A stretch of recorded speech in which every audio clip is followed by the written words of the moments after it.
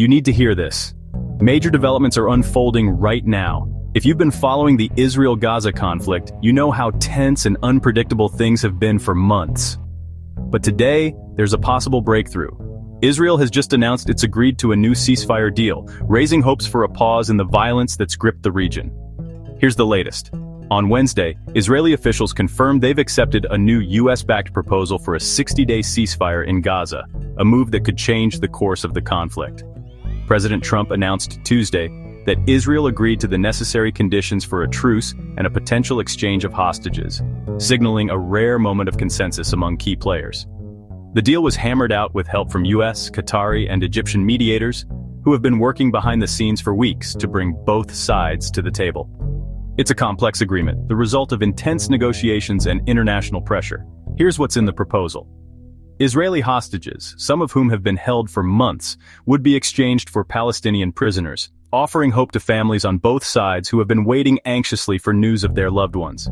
In addition, Israel would allow more humanitarian aid into Gaza through the United Nations, aiming to ease the suffering of civilians who have endured shortages of food, water, and medical supplies. These new terms come after months of stalled negotiations, heavy fighting, and mounting international concern over the humanitarian crisis in Gaza. But there's a catch. Hamas, the group controlling Gaza, hasn't accepted the deal yet, and their response will be crucial to what happens next.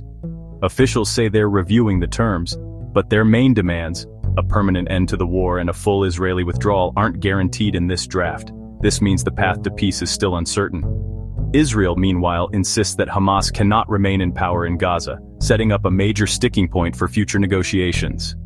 Prime Minister Netanyahu is scheduled to meet President Trump in Washington next week to discuss the deal further and possibly iron out the remaining disagreements. Even with this progress, key issues remain unresolved and fighting continues on the ground. Civilians are still caught in the crossfire, and the world is watching closely to see if this fragile opportunity for peace will hold. We'll keep you updated as the story develops, so make sure to like and subscribe for the latest breaking news and in-depth analysis. For more details, check out the article link in the description below, and stay tuned for more updates as this historic situation unfolds.